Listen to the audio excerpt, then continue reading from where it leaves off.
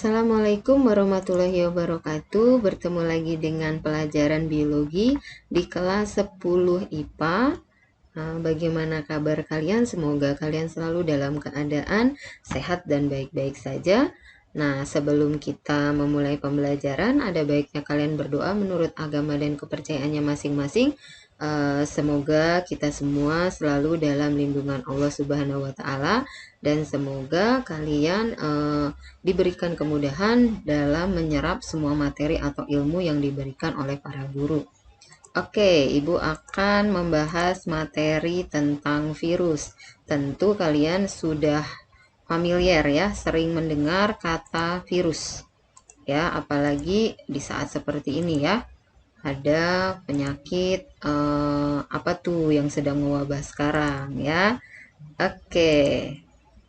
Kita lihat. Nah, ini nih yang sedang mewabah sekarang nih. Ya, ini penyakit apa? Yaitu penyakit COVID-19 ya, yang sedang melanda seluruh dunia sehingga disebut dengan pandemi COVID-19 ya. Nah, di antara kalian ada tidak yang terkena COVID-19 ya?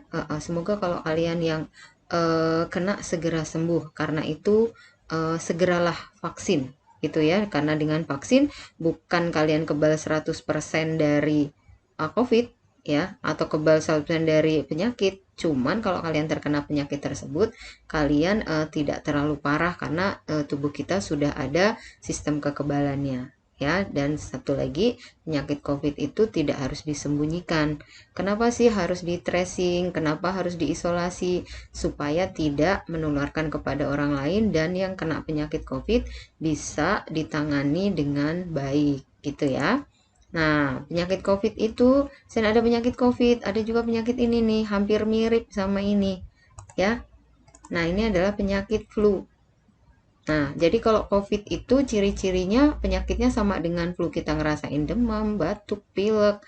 Kemudian kalau ada yang memang dia komorbid atau punya penyakit bawaan, biasanya lebih parah ya, bisa sesak nafas atau bisa sampai di ICU seperti ini ya. Oke, nah, apakah kalian sering terserang flu? Kalau kalian sering terserang flu, berarti daya tahan tubuhnya terhadap virus itu kurang ya. Nah, kenapa sih penyakit yang disebabkan oleh virus itu bisa menyerang tubuh kita? Nah, kita akan bahas sekarang ya. Jadi bagaimana cirinya, bagaimana cara perkembangbiakannya. Tapi untuk pertemuan kali ini kita akan bahas dulu mengenai sejarah penemuan virus, ciri virus, dan struktur virus. Oke, sekarang kita bahas sejarah penemuan virus. Virus berasal dari bahasa Latin yang disebut dengan virion, yang artinya adalah racun. Nah, banyak ilmuwan yang meneliti tentang virus. Nah, di sini Ibu akan kasih beberapa ilmuwan ya. Yang pertama adalah Adolf Meyer, tahun 1883, ilmuwan dari Inggris. Nah, apa yang dilakukan oleh si Meyer? Nah, Meyer ini dia menemukan tanaman tembakau yang ada bercak kuningnya ya, sehingga daunnya itu tidak bagus, menjadi keriput, dan juga pertumbuhannya itu terhambat atau menjadi kerdil.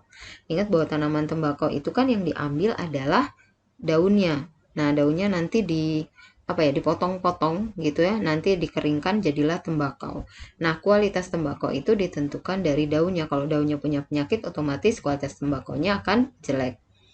Nah, di situ si Meyer itu menemukan penyakit pada tembakau. Kemudian dia menduga bahwa penyakit tersebut disebabkan oleh bakteri yang berukuran sangat kecil.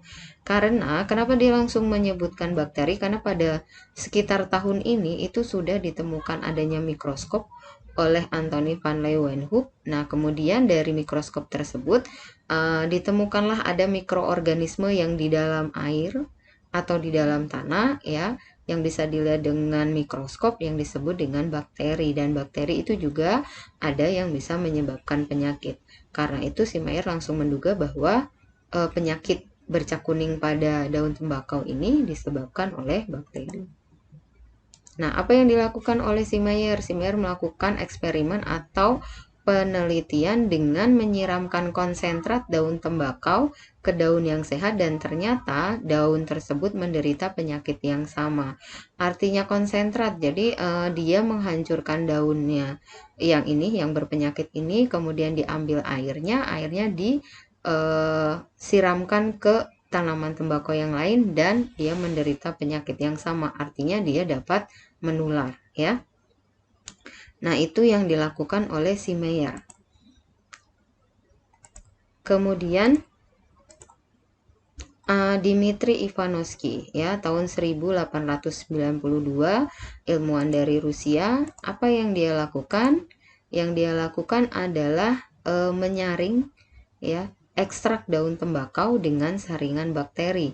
Kemungkinan kalau si Meyer tadi dia menyaringnya asal-asalan, tidak pakai saringan keramik. Nah, kalau yang ini khusus, ya, pakai saringan keramik. Nah, saringan keramik itu dibikin lubang-lubangnya, ya, itu ukurannya kecil-kecil sekali sehingga seharusnya bakteri itu tidak dapat turun ke sini. Jadi dia akan tertahan di sini. Nah, secara logika harusnya di sini, ya, kalau memang penyakit pada tembakau itu disebabkan oleh bakteri, harusnya di sini tidak ada bakterinya, sehingga kalau cairan ini disemprotkan atau dioleskan ke tanaman yang sehat, harusnya dia tidak menderita penyakit yang sama. Tetapi pada kenyataannya setelah dioleskan atau disemprotkan, dia menderita penyakit yang sama. Artinya bahwa, ya, penyakit pada daun tembakau ini dia tidak disebabkan oleh bakteri, ya, harusnya. Cuman di sini Ivanovsky menduga penyakit pada tembakau tersebut disebabkan oleh bakteri yang berukuran sangat kecil karena dia belum mengetahui istilah yang lain selain bakteri. Oke, kita lanjutkan. Kemudian Martinus Beijering, tahun 1897, ilmuwan dari Belanda. Apa yang dia lakukan? Mengoleskan cairan hasil penyaringan dari saringan keramik tersebut secara berjenjang. Jadi dia lakukan berulang-ulang, ya. Dia bikin ekstrak, disaring, hasil saringannya dioleskan lagi ke tanaman yang sehat.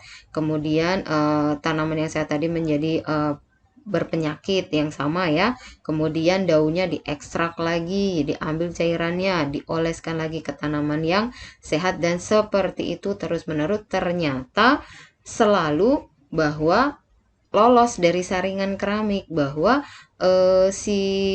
cairan tersebut tetap mengandung penyakit walaupun dia disaring berkali-kali, sehingga Beijering menyimpulkan bahwa penyakit pada tanaman tersebut tidak disebabkan oleh bakteri, tetapi disebabkan oleh partikel yang sangat kecil yang disebut dengan virus. Dan partikel tersebut dapat berkembang biak atau memperbanyak diri. Dan catatannya lagi, si partikel atau virus tersebut tidak dapat dikembangbiakkan pada media biakan bakteri. Artinya dia tidak dapat berkembang biak pada benda mati atau organisme mati. Ya, artinya dia hanya bisa berkembang pada makhluk hidup atau saat dia berparasit pada makhluk hidup. Kemudian dia mati jika dimasukkan ke dalam larutan alkohol. Ya, jadi kesimpulan dari percobaannya si Martinus Beijering, dia memberi nama virus dan dia tidak dapat berkembang pada media biakan bakteri. Ya, artinya dia tidak bisa berkembang pada benda mati. Kemudian Wendell Stanley, ya, tahun 1935, ilmuwan dari Amerika Serikat. Nah, yang dia lakukan adalah mengisolasi dari virus tersebut, kemudian dia meletakkannya di kulkas sehingga terbentuk kristal, ya. Nah, kemudian setelah terbentuk kristal tersebut itu dicairkan kembali. Nah, setelah cair, kemudian dioleskan pada tanaman yang sehat. Nah, ternyata tanaman yang sehat itu juga mengalami penyakit lagi. Artinya apa? Dia tidak mati walaupun dikristalkan. Kalau dia bakteri, dikristalkan atau dibekukan, pasti dia sudah mati. Ya, jadi Stanley menyimpulkan bahwa virus berbeda dengan bakteri. Nah, kemudian dia memberi nama pada penyakit pada tembakau tersebut dengan nama tobacco mosaic virus atau TMV disingkatnya ya.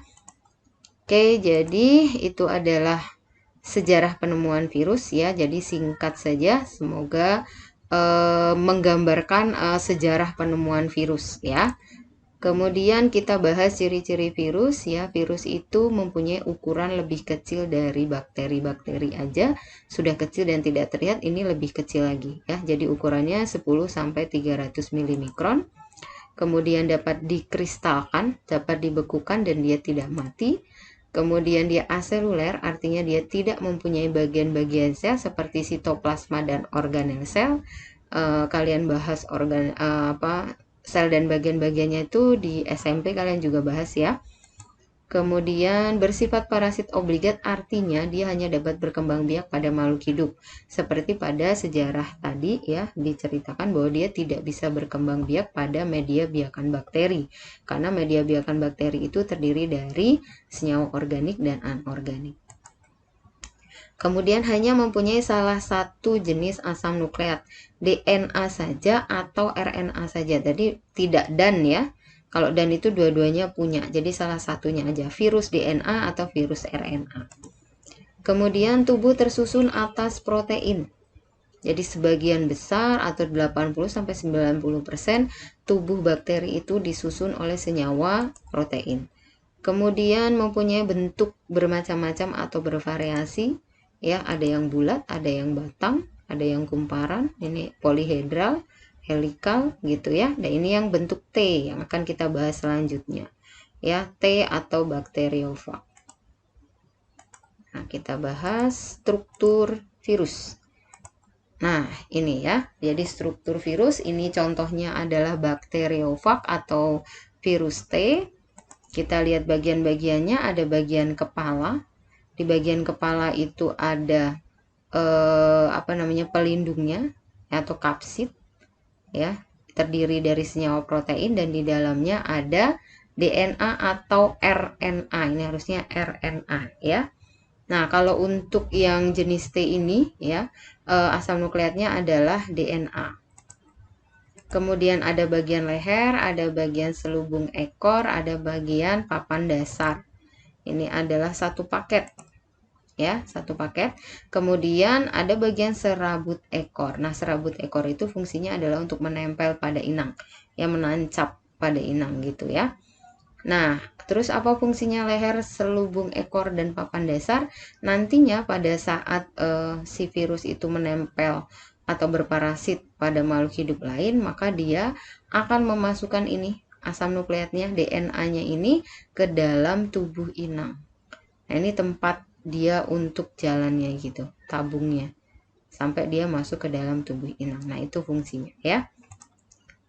Nah, ini adalah bentuk virus yang tadi yang bulat ya, ada bagian-bagiannya juga, tapi dia bentuknya nggak punya nggak punya serabut ekor atau kayak kaki-kaki seperti ini ya. Tapi yang harus kalian hafalkan hanya ini ya, kalau ini hanya sebagai pembanding saja. Oke, sampai di sini materi kita ya. Bagi yang belum paham, belum jelas, silahkan kalian boleh bertanya.